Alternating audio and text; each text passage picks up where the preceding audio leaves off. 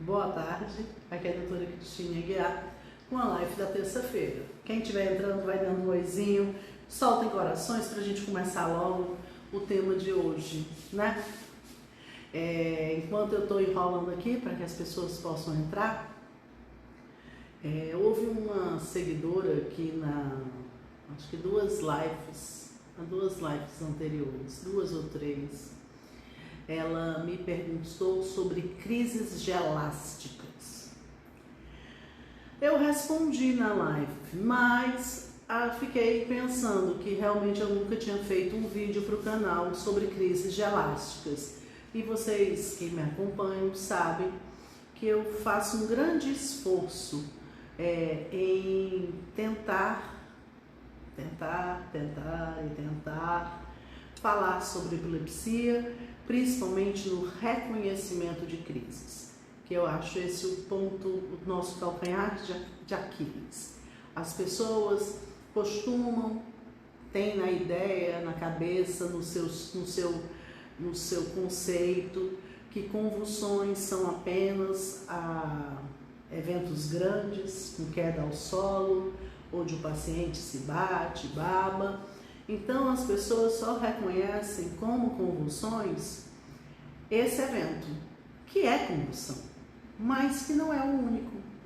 Então as crises parciais, as crises mais raras, vamos dizer, não tão comuns, e tem algumas muito comuns, como as crises de ausência, não são rapidamente reconhecidas pela família, e com isso as pessoas demoram para procurar o médico, porque elas não reconhecem como sendo crises convulsivas. Então, se ela hoje entrar, ela no dia ela disse que o filho dela tinha um amartoma de hipotálamo, que é realmente relacionado com as crises gelásticas.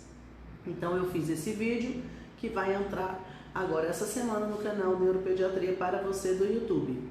Vocês me ajudam a fazer tudo, tanto o canal quanto a live. Então quem estiver entrando pode ir já perguntando. Agora eu já tenho um número maiorzinho de pessoas que foram avisadas, nenhum coração. Estou de olho em vocês. Então eu vou começar o tema de hoje, que não será epilepsia, eu vou falar sobre autismo. Então assim, uma coisa que as pessoas confundem, eu vi um post que era assim: autismo está na moda? Tem doença na moda? Não acredito em moda de doença. Apenas o número de casos de autismo tem aumentado. Então, com isso, nós estamos falando muito mais de autismo, porque tem muito mais gente procurando um médico por causa da possibilidade, da dúvida, porque a criança não está falando, está demorando para falar, não está respondendo aos pais como eles acham que deveria. Então nós temos muita procura em consultório de autismo, ou então da queixa, da hipótese de autismo. E na pandemia houve um aumento maior.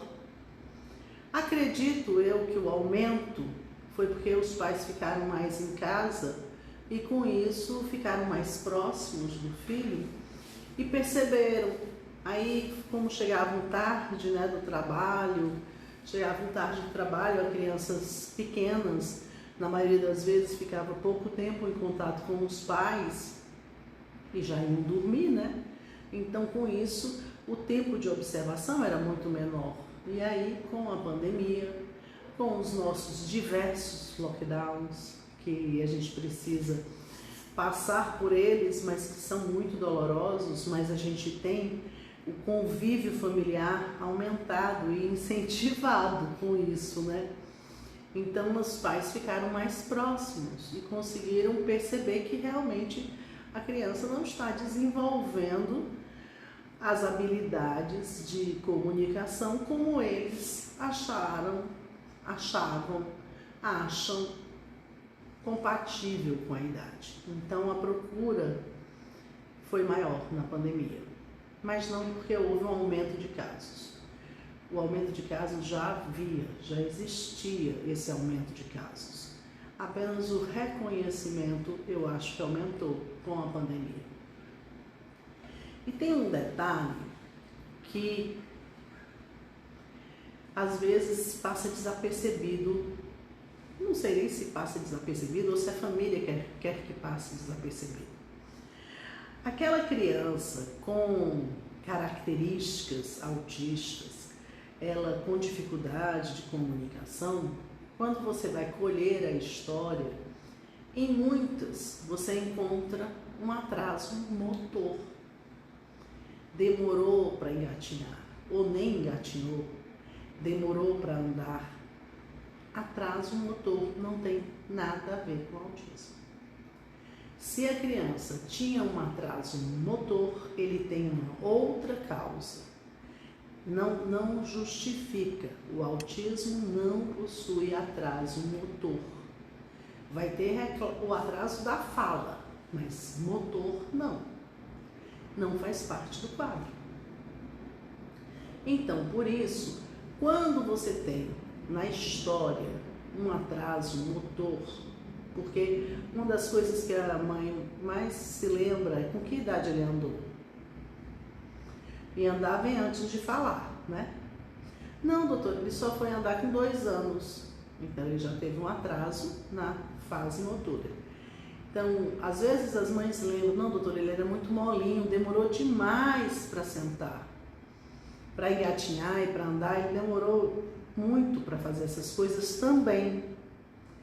Então, o que acontece? Quando existe a associação de um quadro de autismo com um atraso motor, você tem uma outra patologia em associação, que nós chamamos de comorbidade, que vai justificar o atraso motor, porque o autismo não justifica. Então, quando você tem um caso com comorbidade, onde eu tenho o autismo com mais uma outra patologia, eu vou ter um prognóstico pior. Infelizmente, porque ele vai ter características do autismo, mas ele vai ter alguns sinais e sintomas, algumas características dessa outra patologia. Então, eu tenho um progresso menor nas terapias, eu tenho pacientes com mais queixa de agitação, de agressividade, que não respondem aos medicamentos usualmente usados, né, para controle de agitação. E eu tenho também, quando eu tenho síndromes que cursam com atraso, deficiência cognitiva, elas não precisam possuir autismo, mas em algumas você pode ter associação com autismo. E também, com isso, a evolução das terapias, a evolução do tratamento do autismo vai ser bem abaixo do que de um paciente que tenha apenas o TEA, o transtorno do espectro autista.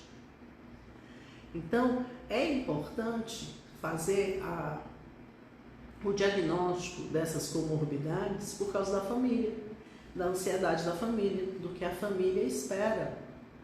Porque mas doutora, as outras crianças que começaram com ele já estão falando e ele não. Será que existe uma comorbidade? Não sei. Eu estou dizendo que existe muito quadro com comorbidade. Eu coloquei já em outra live aqui, por exemplo, síndrome de Down. Síndrome de Down é uma síndrome onde as crianças são muito comunicativas. Elas têm atraso motor, elas têm feições que mesmo o paciente que não é médico diz que aquela criança tem síndrome de Down. Mas elas são muito comunicativas, muito simpáticas. Porém, você pode ter uma criança com síndrome de Down e com autismo. E aí ela terá características do autismo, pode ser ecolalia, pode ser a hipersensibilidade ao som, mas ela vai ter também algumas características do autismo. Normalmente o autismo, como teve um atraso motor, eles são menos ágeis, eles são mais lentos para fazer subir escadas, descer, eles não são tão ágeis, porque eles tiveram um atraso motor. O paciente com Down, ele possui uma deficiência intelectual que varia, pode ser leve, pode ser moderada e pode ser uma deficiência intelectual grave. Então eu tenho um autismo com deficiência intelectual, então é claro que ele tem a deficiência intelectual como um fator importantíssimo para que ele não assimile os estímulos que ele está recebendo pelas terapias, e a evolução dele será muito menor. Como se fosse um Down que não tivesse autismo e fosse para a escola, iria possuir um baixo rendimento escolar. Então é importante que as pessoas percebam essas comorbidades quando existem. E principalmente um alerta é a parte motora. A parte motora não tem nada a ver com autismo. Se existe a história de atraso motor, então existe algo a mais do que o autismo. Fica a dica. Vou dar uma olhada aqui nas perguntas, porque eu vi que já passaram aqui. Pelo menos umas duas eu vi. Natália Rosa. Meu filho andou com 3 anos. Ele nasceu com paralisia cerebral. Então, a paralisia cerebral justifica o atraso motor. O paciente com paralisia cerebral, ele não precisa ter autismo, mas ele pode também ter o quadro do autismo associado à paralisia. Ele vai ter um atraso de fala. Tem muitos pacientes com paralisia cerebral que não falam, mas não tem TEA associado. Eles não têm características autistas, é pela própria paralisia cerebral. Mas eu tenho pacientes com paralisia cerebral e com autismo. Então pode acontecer em associação e pode acontecer de forma isolada. Ele nem fala, é a mesma pessoa falando, ele nem fala ainda, já tem 9 anos e não fala ainda. A própria paralisia cerebral justifica ele não falar, porque para a gente falar, a gente precisa de uma musculatura, de uma coordenação, e o paciente com paralisia cerebral tem uma dificuldade motora importante. Então eu tenho alguns pacientes que falam com muito esforço 1 ou 2 palavras. Eu tenho pacientes que não falam, e que a chance de falar aos 9 anos é bem pequena, porque a fase de maior reabilitação é a fase mais precoce, antes de 1 ano, 2 anos, é a primeira infância, é onde a gente tem a maior reabilitação das funções. Porém, o paciente não fala, certo? Eu tenho um paciente com paralisia cerebral que não fala, mas ele vai para a escola, ele adora as crianças adoram ele. As crianças, ao falarem com ele sorri, ele responde, ele parece nos entender. E a mãe diz que ela, com o passar dos anos, né, a mãe vai criando a sensibilidade.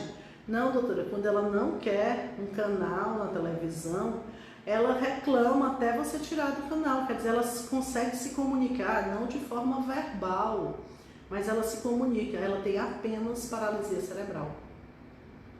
Mas eu já tenho outros pacientes com paralisia cerebral que estão extremamente alheios a tudo e a todos.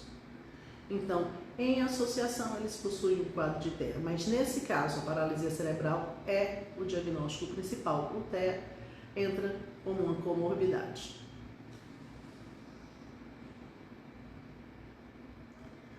Aline. Boa tarde, doutora. A deficiência intelectual tem cura? E quais as características? Não. Por causa da causa. Nós temos deficiência intelectual por diversas causas. Nós temos deficiências intelectual, infelizmente no Brasil nós ainda temos deficiência intelectual por fome. A primeira infância é onde há um grande desenvolvimento cerebral.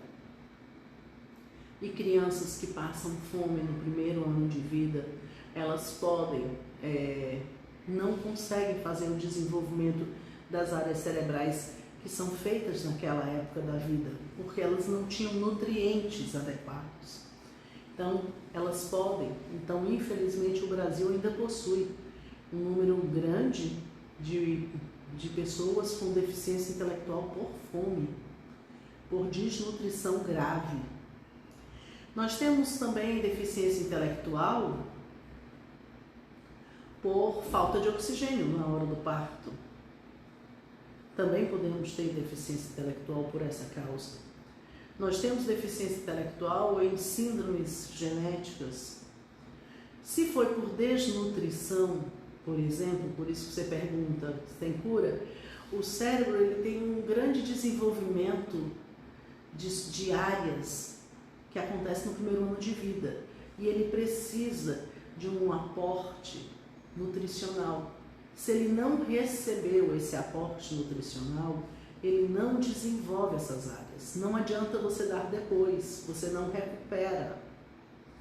Se houve uma falta de oxigênio na hora do parto, aconteceu lá na hora do parto e deixou uma marca que também não é recuperável. Você reabilita a parte motora, é mais fácil de ser reabilitada, mais fácil, mas mais do que a cognitiva. Embora que a cognitiva você pode, existe a psicopedagogia, existe, mas não dizer que tem cura. Cura não. O paciente com deficiência intelectual, normalmente ele não possui cura, ele mantém a deficiência intelectual. Então, realmente são coisas, porque as causas da deficiência intelectual são causas que normalmente te remetem ao passado, ao que já passou. Então, por isso, você não tem muito o que fazer, porque eu não tenho como voltar ao passado. Eu não tenho como voltar no tempo. Beta. Doutor, epilepsia em autismo é para toda a vida? Não necessariamente. 40% dos pacientes com autismo possuem epilepsia associada. As epilepsias, de uma forma geral, existe um grupo muito grande que você vai conseguir tirar a medicação. E nos autistas também existe esse grupo. Então, não necessariamente será para a vida inteira. Mas sempre existe nas epilepsias uns grupos que a gente não consegue tirar a medicação. Então, por isso, nos autistas também haverá um grupo que não consegue tirar a medicação. Mas não quer dizer que porque ele é autista vai interferir no curso se eu vou ou não vou retirar a medicação. Nayane. Doutora, meu filho tem 1 ano e 5 meses, ele anda na ponta dos pés. Pode ser autismo? A irmã dele tem, mas ela tem todos os sinais, ele não, ele só anda na ponta dos pés. As pessoas ficaram com esse negócio de que andar na ponta dos pés é sinal de autismo. Andar na ponta dos pés pode ser uma estereotipia, mas não é a única causa de andar na ponta dos pés. Como ela é comum, as pessoas, e eu já falei isso várias vezes, você não deve se ater às características. Você deve se ater à definição do autismo, à dificuldade de comunicação. É isso que faz o diagnóstico do autismo. A característica que pode acontecer no autismo, como andar na ponta dos pés, por si só não faz diagnóstico. E sempre existem outras causas para essas características, existem em outras doenças e existem até na variação da normalidade. Então, no decorrer da neuropediatria do meu consultório, eu já atendi muita criança que andava na ponta dos pés sem ser autista. Então, por isso você não pode se ater a uma característica, não é ela que faz o diagnóstico. Priscila. Meu filho tem 1 ano e 8 meses. não fala nada e com rigidez alimentar. Chamo ele por muitas e ele não olha. Aí você tem sinais de alerta. Porque ele tem um atraso na fala, ele não fala como há 8 meses e ele também não responde ao chamado que você fala. Então você tem aparentemente uma dificuldade de comunicação. Além da dificuldade de comunicação, que é o que chama a atenção, que é realmente o sinal de alerta para ser feita uma avaliação, aí você tem uma coisa que é a rigidez alimentar, que é uma característica muito encontrada no autismo, que são as seletividades alimentares. Então você tem realmente sinais de alerta que podem sugerir que o quadro dele seja de um autismo. Priscila, é a mesma mãe, Priscila. Quando tem momentos de zanga, bate com a cabeça no chão. Fora outras crises, temos consulta marcadas e estamos muito ansiosos. Eu acho que a consulta vai ser o seu divisor de águas, porque o diagnóstico ele não fecha portas, ele abre caminhos. Porque só a partir do diagnóstico ele vai ser encaminhado às terapias, que é a forma dele desenvolver as habilidades, caso ele feche o diagnóstico como autismo. Então, a ansiedade da família, a ansiedade é muito compreensível, né? Que a gente está vendo alguma coisa errada e não sabe muito bem o que. Então, se há alguma coisa errada, é melhor eu ganhar esse nome e dizer, e agora, o que é que eu faço? Então, como é que eu ajudo? Como é que eu ajudo ele a se desenvolver? Então, a consulta, o diagnóstico, nesses casos, não fecha destino, ele abre caminhos. Abre os caminhos da reabilitação, do desenvolvimento, onde você vai encontrar profissionais que estão preparados para trabalhar com crianças com características como a dos seus filhos. Então, Paty, síndrome de West que evoluiu para Lennox, a reabilitação pode ser efetiva? Paty, síndrome de West já é uma epilepsia de difícil controle, que deixa marcas, que deixa atrasos importantes. E ela evoluiu para uma outra síndrome, também de epilepsia de difícil controle. Sempre a gente pode reabilitar alguma coisa, mas dizer que não é um caso assim fácil que vai reabilitar algumas funções. E o controle das crises é o primordial. Ele evoluiu para um Lennox. E esse Lennox consegue um controle de 80% das crises. É um Lennox com muitas crises, porque assim, a crise convulsiva, tentando explicar, a criança está desenvolvendo habilidades. É como se ela estivesse construindo um castelo de areia na praia. Ela está construindo uma habilidade. Vem uma crise, é uma onda do mar que passa por cima desse meu castelo de areia e derruba e eu fico com um alicerce, com 10, com 30, com alguma porcentagem daquilo, que vou ter que reiniciar a construção. Então, quando se o paciente é um paciente ainda de difícil controle, a reabilitação você vê quase nada, porque você consegue ganhos e volta tudo para trás. Consegue alguns ganhos, tem uma crise, volta tudo para trás.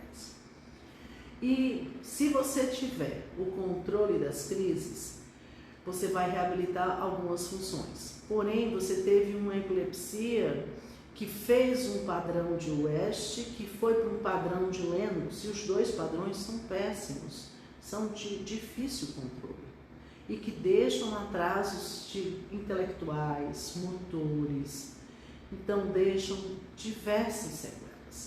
Então posso dizer que é uma reabilitação efetiva, não, que recupera tudo, não posso dizer isso.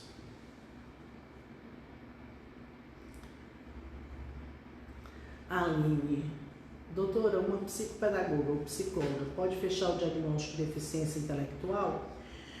Psicólogo, psicopedagoga, eles podem, como todos os profissionais, fonoaudiólogo, terapeuta ocupacional, porque eles trabalham na área, eles podem estar com uma hipótese diagnóstica, mas quem fecha diagnóstico é médico. Só médico pode fechar diagnóstico, só médico é que te dá laudo. Então, um médico, o diagnóstico é um ato médico, então só o médico te dá o laudo. Ela pode até dizer para você que, ele tem uma deficiência intelectual, então me dê um laudo, aí eu não dou. Então me dê um papel para a escola, aí eu não posso, porque ela não pode te dar laudo. Quem dá diagnóstico é médico, então ela pode acertar, ela tem experiência na área e ela pode dizer, olha, aqui eu acho que ele tem uma deficiência intelectual, mas procure um neurologista. Então ela pode, e eu espero que ela, como uma profissional que trabalha com crianças, que tenha experiência, ela consiga me encaminhar com a hipótese. Eu acho que isso aqui é um caso de dislexia, é um caso de deficiência intelectual, porque ela trabalha com isso, então ela também deve reconhecer os sinais, os sintomas, mas o diagnóstico ela não pode fechar, porque ela não é médica.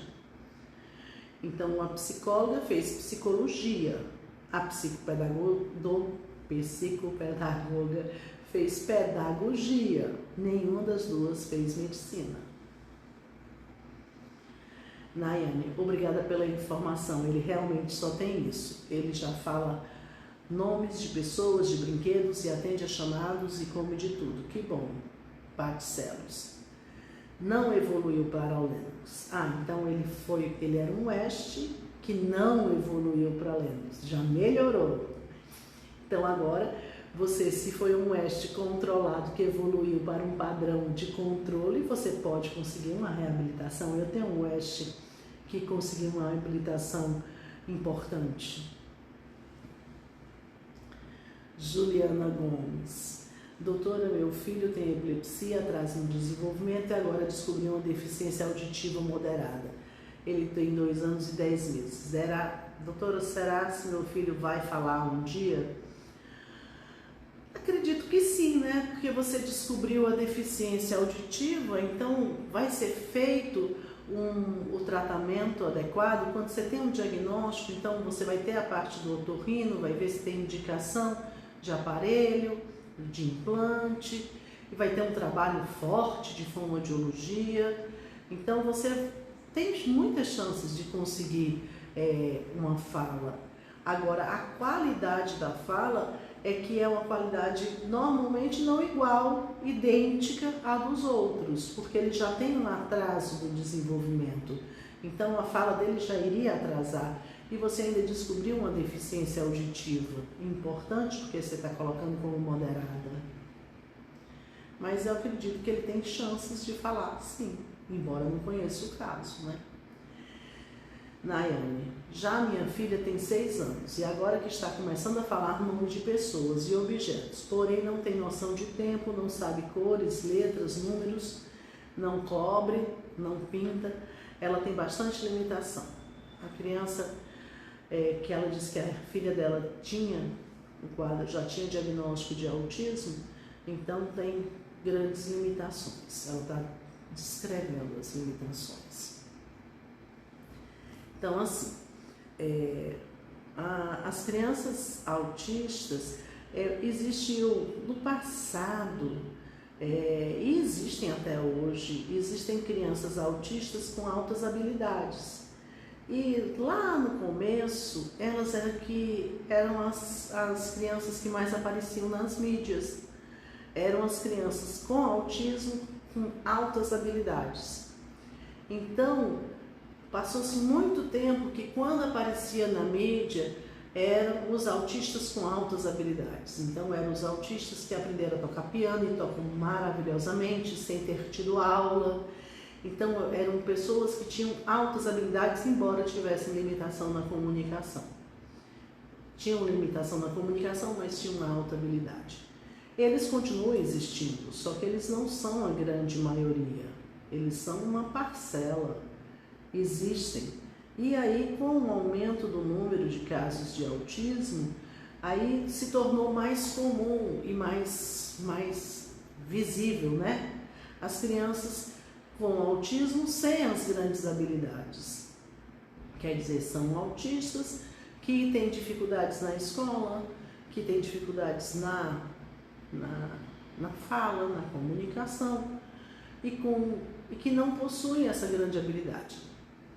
Então, com isso, ficou-se, as mídias colocam, estou falando de televisão, porque, olha, eu lembro tanto, tinha tantos casos, eu me lembro, por exemplo, tinha um filme que o Dustin Hoffman fazia um paciente com autismo, e aí ele tinha uma grande habilidade de decorar. Ele decorava muito rapidamente. Esse filme antigo, ele decorava o embaralhar do carteado. E o irmão se aproveita dele para jogar, porque ele já sabia, ele via rapidamente o embaralhar, mas ele rapidamente, em milésimos de segundo, ele decorava a sequência. E o irmão ele vai jogar num cassino e usando a alta habilidade dele para ganhar, porque ninguém consegue naquele embaralhado tão rápido de um cassino que o cara faz, né? Você não consegue saber a sequência. Mas neste filme, o Dustin Hoffman, que fazia o papel, consegue. E eu tenho um paciente que seria tipo o Dustin Hoffman. Ele decora tudo muito facilmente. Ele decora calendário. Então, assim, você pergunta para ele, te pergunta. Ele me perguntou numa consulta qual era o dia do meu aniversário. Aí eu respondi. Aí ele pensa um pouco, aí ele fala, em 1985 foi uma quarta-feira. Aí você vai olhar, né? E ele acertou. Aí eu digo, e em 1992? Aí ele diz, aí você vai olhar no calendário e aí ele acertou. Então, existem os com grandes habilidades. Beta, doutora, qual o exame mais indicado para crianças que têm tremores noturnos?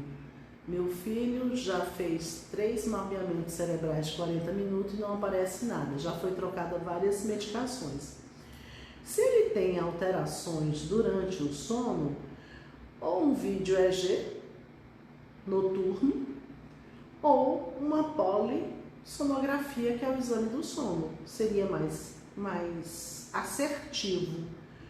E ele tem todas as noites, porque se ele tiver sempre, a chance de no dia que ele vai fazer o exame ele ter será grande. Agora, se ele tem ocasionalmente, então aí a gente vai contar com a sorte, né? Se o dia do exame ele vai conseguir captar este tremor que você considera como tremor. Se você puder, uma coisa que ajuda demais é a família filmar. Essa semana mesmo, eu tinha um paciente que ele tinha crises convulsivas e controlei as crises, e a mãe mora no interior e disse que ele ainda estava tendo alguns, ela chamou espasmos, durante a noite. Eu achei estranho que ele ainda estivesse tendo espasmos durante a noite, porque não é o tipo de crise que ele tem. E eu pedi que ela filmasse, filme e me mande. Quando ela filmou e me mandou, não eram espasmos, eram mioclonias do sono, que são movimentos normais do sono.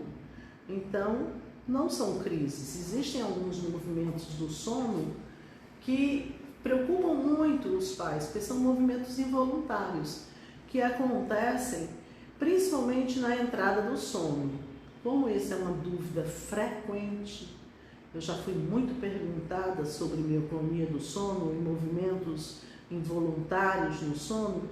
Mioclonia do sono, eu já tenho um vídeo no canal Neuropediatria para você. Se você quiser saber um pouco mais, entra no YouTube, no canal Neuropediatria para você, que você vai ver. Nayane, doutora, foi marcado para o próximo mês uma consulta com o neurologista. Ele não é neuropediatra, é só neurologista, mas atende crianças. Um laudo dado por ele é válido também ou apenas pelo neuropediatra? O laudo pelo neurologista é válido, porque ele é médico. Então, o que você perde, vamos dizer, quando você é atendida por neurologista, que não é neuropediatra, é que o conhecimento dele de neuropediatria é menor, porque ele sabe algumas coisas de neurologia infantil, mas ele não tem a especialização. Mas o laudo dele é válido, sim, porque ele é médico, tem CRM. Elis Regina, boa tarde. Meu filho é autista e gostaria de saber se tem uma idade para saber se tem deficiência intelectual. A gente normalmente não consegue, às vezes, no autismo, definir a deficiência intelectual. Nem sempre. Algumas vezes você consegue, mas normalmente é com crianças que você já está atendendo há algum tempo, você começa a suspeitar de deficiência intelectual associada. Agora, quando é feito um diagnóstico, quer dizer, ele já tem um diagnóstico, ele já tem uma paralisia cerebral, ou então ele já tem um diagnóstico de uma síndrome de Down, de Angelman, e aí com isso você pode já ter, porque as síndromes cursam com deficiência intelectual.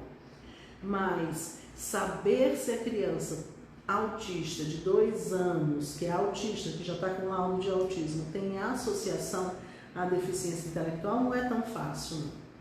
Precisa realmente a criança estar maior. E às vezes a gente nunca vai saber. Aline, doutora, meu filho tem epilepsia, autismo, faz fono e TO 3 vezes por semana, psicólogo 2 vezes por semana, psicopedagogia. Será que essas terapias são suficientes? Ele já faz muita coisa, né? Muita coisa. É bem terapeutizado. Também você tem que deixar, assim, primeiro, estou querendo falar de uma forma geral, o paciente já faz várias terapias. Então, colocar em esporte coletivo ajuda e também dá uma coisa para ele mais de ser criança, porque eles são crianças. Então, eles precisam de tempo para ser crianças também, de brincar, de estar de short em casa, né? É cansativo. As terapias, eles saem da zona de conforto. O terapeuta, ele está querendo que ele faça coisas que ele não domina. Então, merecem esforço. Então, o terapeuta tenta tirá-lo da zona de conforto. Então, a criança já tem tantas terapias, então eu não sei, mas assim, coloque em aula de música, coloque em aula de esportes, mas também deixa ser criança. Deixa ser criança, deixa ter um período de ócio, né? De poder ficar em casa, algum dia ficar em casa, porque também às vezes a gente querendo demais a reabilitação, a gente às vezes deixa a criança extremamente irritada, porque ela não tem descanso. Então tudo na vida tem um bom senso. Pelo que você me colocou, eu acho que ele tem bastante terapias. É claro que eu não conheço, mas eu acho que ele tem uma quantidade grande de terapeutas e que ele está sendo bem reabilitado. E eu às vezes fico alertando as mães que são crianças e a gente precisa de lazer, né? A gente precisa daqueles momentos de ócio, de não ter nada para fazer. E a criança também precisa. Aquele momento que ele joga os brinquedos no chão e que ele está feliz com aquilo, né? Porque o que a gente quer na vida é que ele seja feliz. Esse é o nosso intuito de toda mãe.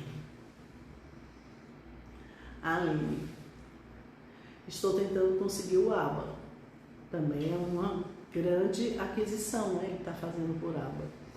Elis Regina, ele é autista, tem dificuldade no aprendizado, tem 6 anos, não sabe nada voltado para o estudo, nem as vogais.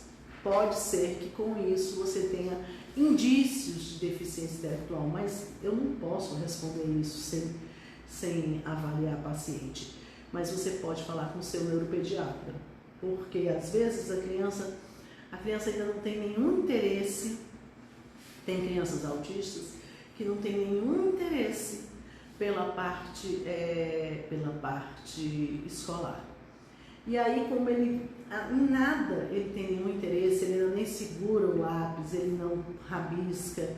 Então aí fica difícil você dizer que é uma deficiência intelectual. Pode ser compatível com o próprio quadro de autismo e não precisa ter uma deficiência intelectual associada. Não é tão simples. Aline, doutora, no eletro do meu filho sugeriu ponta-onda contínua, POX. Pode ser crise no sono? Pode. Pode sim. Sou fã do seu trabalho, obrigada por nos ajudar tanto. Pode sim, pode ser crises do sono. Mas você tinha dito anteriormente que não tinha dado nada, ou eu me confundi? Se era a mesma pessoa, ou se são 2 pessoas que estão falando sobre o mesmo quadro semelhante. Aline, ele tem evoluído muito bem, que bom, é o que a gente espera, que as crianças evoluam. Então, nós temos diversas, a medicina ela não é uma ciência exata, ela não é uma ciência exata porque as coisas se misturam. E ainda existe uma outra coisa que, não sei se eu devo falar, porque eu mexo em alguns pontos que são muito sensíveis nas famílias. A criança autista, ela é uma criança que tem umas limitações do autismo, mas ela está inserida em uma família. Ela tem uma personalidade própria dela, que ela teria. E essa família, essas pessoas da família dela também têm personalidades. E às vezes a gente quer ver a doença como doença, mas ela é um indivíduo. É um indivíduo portador de TEA com características próprias dele. Tem pacientes com TEA que são extremamente calmos, que são extremamente calmos, que passam horas se distraindo com coisas que não são às vezes do nosso interesse, mas são do dele. São crianças que, embora tenham TEA, eu atendi há pouco tempo um paciente que para mim ele é um TEA de moderado a grave. E a mãe consegue se comunicar com ele. Então ela consegue, ele tentava sair, ele queria sair do meu consultório, eu disse, não abra a porta. Ele obedecia comandos dela, e comandos até mais sofisticados. Sente, não mexa aí. Então ela conseguia, embora ele não ficasse sentado, ele andasse pelo consultório, ela controlou ele muito mais do que diversos outros, com TEA mais leve do que eles. Porque aí tem a personalidade da mãe. Então as pessoas não podem ser vistas como uma doença. Elas não são uma doença. Elas são pessoas. Elas são pessoas que possuem. Não é porque ele é um TEA, ele não tem personalidade, ele não tem temperamento. Ele é um indivíduo. E você também é um indivíduo que tem personalidade, tem angústias, tem inseguranças. Você pode ser permissiva em alguns momentos, você pode estar sendo permissiva. Então, existe todo um conjunto para, às vezes, poder esclarecer o que está acontecendo com essa criança. Então, esse ponto existe e as pessoas pensam que não existe. Elis, obrigada, doutora. Ele é seu paciente do Meireles. Parabéns. Obrigada. Então, nós temos tantas variáveis tantas variáveis na medicina, por isso é uma ciência que não tem nada de ciência exata, nada de exata. Não é todo mundo que responde ao mesmo tratamento, e aí a vida é assim. Eu me lembrei agora que é verdade. Há muitos anos atrás, uma amiga minha me levou num monge budista, lá em São Paulo. Ela acompanhava ele e me levou para conhecer. Eu queria que você conhecesse, não me lembro o nome dele porque o nome não era fácil. Ele era indiano, não falava português, falava só inglês. E ele falando comigo, e ele estava perguntando se eu ia voltar para Fortaleza. Nessa época eu morava em São Paulo. E eu disse que eu ainda não tinha decidido, que eu estava pensando, mas que eu não tinha decidido. E aí ele disse: a vida me deu todas as pistas, mas quem faz o caminho é você. Já percebeu que para você fazer medicina, todos os seus colegas compraram o mesmo livro, mas as pessoas são diferentes e os médicos são diferentes, mas todos tiveram os mesmos livros. Todos os seus colegas compraram os mesmos livros. Por que os médicos são tão diferentes? E isso acontece em tudo. Porque os livros só te dão as pistas. Você é que segue o seu caminho. Você é que sabe usá-las para fazer o seu caminho. Então, tudo na vida é meio assim. A gente decidir tudo na vida, a vida nos dá pistas. E a gente que vai decifrando essas pistas e às vezes usando algumas. E às vezes a gente esqueceu, não usou algumas pistas. Então, a medicina tem muito a ver com isso. Então, você tem pistas, quer dizer, você tem o conhecimento te dá várias pistas, mas você é que tem que juntar quais são as peças que te fazem o caminho para fazer o diagnóstico. Às vezes a família, às vezes não, muito comumente, a família, ao contar a história, ela joga tudo o que aconteceu na criança e muitas coisas serão descartadas daquela história, porque elas não são pistas válidas. Então, toda vida acontece isso. Gente, acabaram as perguntas. Tem mais perguntas aqui? Não. Então, eu vou dar mais uns minutinhos para quem quer perguntar, porque senão a gente encerra a live, porque na quinta-feira temos outra, né? Temos outra live na quinta-feira, às 8 horas da noite, e a grande maioria das perguntas vocês me ajudam a fazer a live. A live, na verdade, é um bate-papo, né?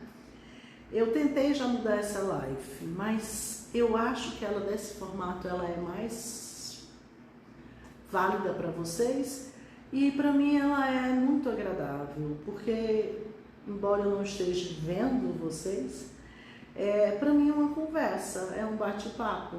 Então ela é muito tranquila para mim fazer essa live do Instagram. E vocês, quando me perguntam, vocês me ajudam a ter temas para filmar, porque quando eu tenho várias pessoas que perguntam as mesmas coisas, né, às vezes a gente, o médico, não tem a mesma visão de vocês do qual é a dúvida.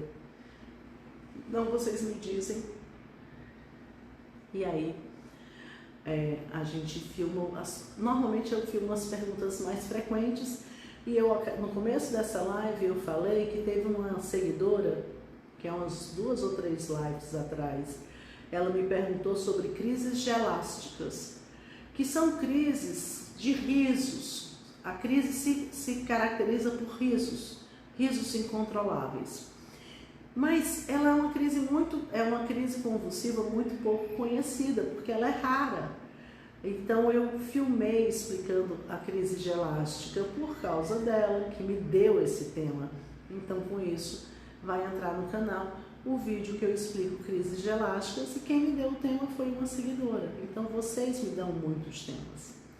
Ana Karina, Doutora, boa tarde, estarei retornando com meu filho na neuropediatra na próxima semana. Ele entende tudo, faz de tudo, apenas fala enrolado. A fono diz que ele não é autista, porque não fecha as características, e isso é bom, né? Então, o trabalho de fonoaudiologia vai conseguir fazer com que a articulação da palavra fique mais clara. Cleide Sampaio, admiro sua competência e tenho profunda admiração pela sua clareza e sabedoria. Sou avó da Maria Júlia, que nasceu com Dandy Walker. Meu sonho era levá-la até a senhora. Oh, que coisa boa quando a gente tem assim uma pessoa que nos admira e que confia. Isso é extremamente comovente. Muito obrigada. Espero um dia poder atendê-la. Aline, doutora, essa ponta onda contínua tem cura? Tem tratamento. Então, tem tratamento. Então, ela está se referindo à ponta onda contínua, os POCs, que podem ser crises do sono. Então, tem tratamento. Então, com o tratamento, você pode, para você cura quando ele não precisar de remédio. Então, você pode atingir no futuro, mas você nem iniciou o tratamento. Ana Karina, porém, a neuropediatra suspeita que sim. A neuropediatra, às vezes, ela suspeita que sim, quando ela... Essa dúvida, viu, Ana Karina? É ótimo que você tenha me perguntado. Ela é ótima. Por quê? Se a fono acha que não e a neuropediatra acha que sim, mas não laudou, pede para rever, então se ela fechar o diagnóstico de TEA, é um TEA leve. Então a dúvida é ótima, porque quando você tem dúvida, você se fechar o diagnóstico, você fecha no leve. Então, quer dizer, quando você espera um tempo mais para ver o desenvolvimento da criança, quer dizer, eu tenho dúvida. Porque o neuropediatra, se ele descarta o autismo, eu descartei, você não vai voltar para mim. Então, eu descartei o autismo. Eu não estou segura para descartar. Vou acompanhar mais um pouco. Posso descartar, mas se eu confirmar, vai ser um caso leve. Então, a dúvida, nesse ponto, ela é ótima. Pode ser que ela não feche o diagnóstico e pode ser que ela feche. Mas se fechar, ela já está no leve. Jane, doutora, até que ponto uma avó deve... Eu não entendi, que aqui digitou tudo errado. Opinar no tratamento do neto. Não sei. Não sei. Por que eu não sei? Porque depende de qual é a sua relação. Se é a sua filha ou é seu filho, qual é a sua relação. Eu, pelo menos, eu escuto muito o que minha mãe fala. Eu escuto muito que ela diz, olha, eu acho que você devia levar, eu tô achando que esse menino está muito magrinho, eu tô preocupada, você leve ele no ortopedista, que eu acho que ele está pequeno, ele come muito pouco. Mas tem pessoas que são extremamente mais fechadas para ouvirem conselhos e até se irritam, acham que você está vendo coisa onde não tem. Então depende da sua família, depende se a sua filha ou é seu filho, o pai da criança ou a mãe da criança, e como que ela vê essa sua intromissão, né? Se ela vê de forma positiva, e também a forma que a pessoa fala. Às vezes também saber chegar, às vezes é saber chegar, mas tem gente que não tem como chegar, então é melhor ficar quieta. Eu tenho alguns casos de algumas pessoas que eu já sei, mas eu fico quieta. Ela não quer que eu aponte, então eu fico quieta no meu canto. Espero um momento que ela me peça ajuda, entendeu? Aline, a senhora consegue explicar as coisas de maneira bem simples.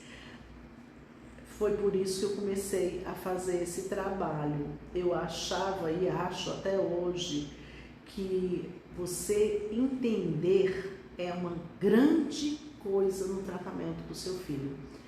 Se eu te atendo, ou um colega meu te atende, pediu o exame correto, ele fez o diagnóstico correto, ele passou o tratamento correto, mas ele não soube te explicar, você não faz o tratamento.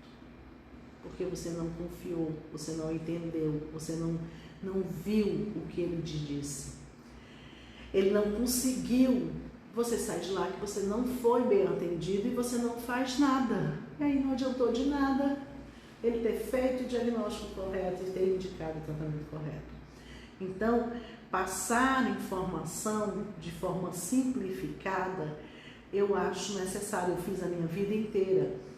Só que tem pessoas que têm mais facilidade que outras. Eu acho que eu tenho mais facilidade que outras pessoas, que outros médicos.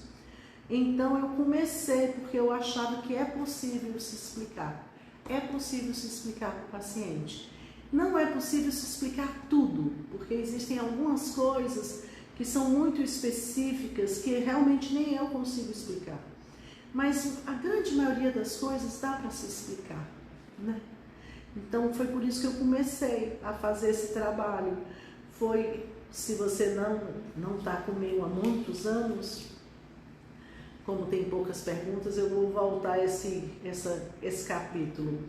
Há muitos e muitos anos atrás, acho que faz 6 ou 7 anos atrás, eu fui convidada pela Nívia Colim a fazer parte de um grupo que se chama Mães da Epilepsia. Na época era no Facebook, era uma comunidade. E aí, quando aconteceu que eu estava nesse grupo, eu fiquei vendo as perguntas. E as mães tinham perguntas tão simples que eu sabia responder. E eu comecei a responder essas perguntas dentro desse grupo. Só que aí, as pessoas, eu ficava respondendo sempre as mesmas coisas. Sempre as mesmas coisas, porque eu respondia, porque uma perguntava e eu respondia. Daqui a pouco, outra perguntava e eu respondia aquela primeira pergunta. As perguntas se repetiam. E aí, com isso, eu comecei, uma amiga minha me deu um toque de que era melhor eu criar um blog. E eu já tinha me esquecido que eu tenho um grande prazer em escrever. E aí o blog eu fiz de presente para mim. Eu disse, vou tentar fazer textos explicando essas coisas mais frequentes. E aí o blog virou um hobby, porque eu adoro escrever. E aí eu passei muito tempo escrevendo textos, explicando quadros da epilepsia. E aí foi que eu botei esse nome no blog, Neuropediatria para Você, que era justamente para os pais. E aí o blog existe, neuropediatriaparavocê.com.br, ainda está, mas eu nunca mais tive tempo de escrever. E com a evolução das mídias, começaram a me pedir muitos vídeos, porque tem muita gente que não gosta de ler. Então, as pessoas começaram a me pedir muito em vídeo. E aí foi assim que começou o canal. Eu quase que peguei os textos e fiz vídeos dos textos para o canal Neuropediatria para Você. Inicialmente foi assim. E aí começou no Facebook live. E as pessoas me pediam live. Eu comecei a fazer na minha página, que Neuropediatria para Você, que agora está inativa, no Facebook. E depois isso veio para o Instagram. Então foi justamente por eu ter uma facilidade de explicar de maneira simples e de querer explicar. Eu acho que a grande diferença é essa. Eu quero que as pessoas me entendam. Eu me esforço para que as pessoas possam me entender. Eu acho que esse é o grande diferencial. Janete, também adoraria levar minha neta até você. Muito obrigada. As avós são bem, né? Oi, doutora, qual a diferença entre agitação e hiperatividade? Não é bem assim. A agitação, eu tenho diversas causas para agitação. Entre elas, eu tenho a hiperatividade. Então, hiperatividade é apenas uma das causas de agitação. Eu tenho diversas causas de agitação, mas o hiperativo é agitado, mas nem todo agitado é hiperativo. Então, não é bem uma diferença. É que as pessoas estão colocando toda criança agitada é hiperativa, como se fosse sinônimo. Não é sinônimo. A agitação psicomotora, ela existe em diversas patologias na neuropediatria. Uma delas é TDAH, que é a hiperatividade. Então, existem os agitados que serão hiperativos, existem os agitados que terão outros diagnósticos. Então, por isso que você não pode usar como sinônimo. Epilepsia organizada.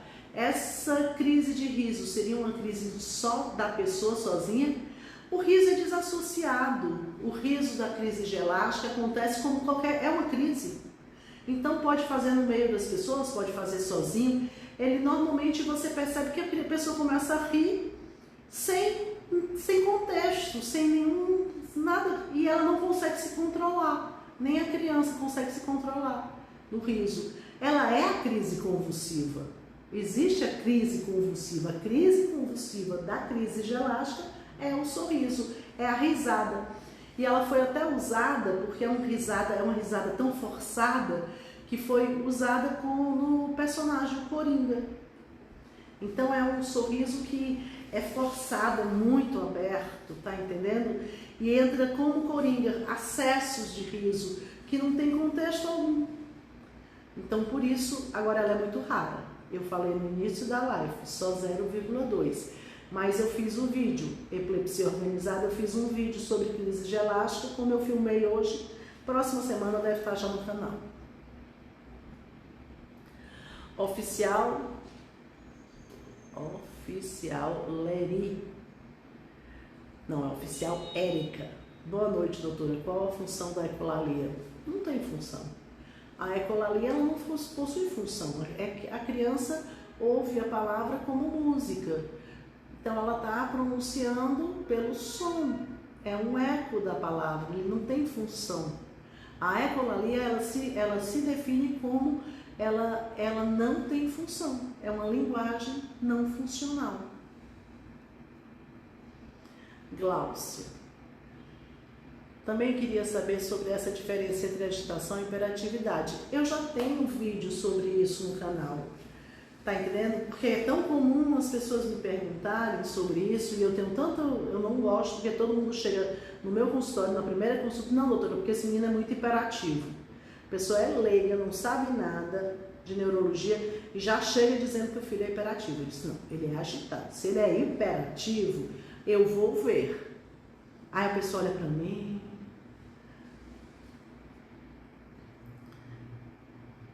Epilepsia organizada, porque eu tenho epilepsia e tenho uma crise de riso com minhas filhas, mas às vezes tenho que sair de perto ou parar de nos olhar, mas aí não é, porque assim, eu também já tive crise de riso, mas acontece a crise de riso, ai se a gente pudesse só ter crise de riso. A crise de riso quando aconteceu já momentos da minha vida que eu tive crise de riso, que é eu ficar olhando para a pessoa, continuo lembrando do que ela fez de engraçado, e eu também tenho crise de riso. Não é toda crise de riso que vai ser chamada de uma crise gelástica, tá? Facundo, boa noite, doutora, sempre assisto suas lições, gosto muito da sua humildade e simplicidade em repassar o conteúdo abordado. Parabéns, continue assim, tem toda a minha admiração. Um abraço, muito obrigada. Muito obrigada. Delia, não sei se eu estou lendo direito. Uma amiga levou o filho dela para uma neuropediatra que não fechou o diagnóstico, porque só fechava o diagnóstico depois de uns exames. Qual é o exame diagnóstico do autismo? Meu filho é acompanhado por você. Não é porque o diagnóstico é fechado com o exame, é porque a gente pede exames, às vezes, para fazer diagnóstico diferencial de alguma coisa que pode justificar o mesmo quadro e não é autismo. Então, o exame não vai fechar o diagnóstico de autismo, mas ele me ajuda a fechar na hora que ele excluir algumas patologias que eu estou pensando como também sejam possibilidades nesse caso. Não existe exame para o autismo. O autismo diagnóstico é clínico. Os exames solicitados são diagnóstico diferencial, quer dizer, são coisas que a gente pode estar se confundindo, achando que é autismo, mas não é. Então eu peço o exame para fazer o diagnóstico das doenças que possuem exames, diagnóstico por exames. Para diagnosticar autista, é com uma consulta com a neuropediatra, também com exames? Já me perguntaram isso algumas vezes. Eu já fechei diagnóstico na primeira consulta, mas depende do quadro. Um autismo leve, é difícil você fechar na primeira consulta. Agora, se você me leva um autista clássico, um moderado, severo, já com 3, 4 anos, provavelmente eu fecho na primeira consulta, sem nem precisar de exame. Então isso depende, vocês acham que as coisas são muito certinhas, 2 e 2 são 4. Medicina não é uma ciência exata. Tem gente que eu vou olhar nas mensagens do meu consultório e ela vai me dar o laudo na primeira consulta. Eu nem consultei, eu não sei o que é. Não existe isso. Eu não posso dizer que vou. Não sei. Não sei qual é o caso. Tem alguns casos que eu posso dar na primeira consulta, mas não são todos.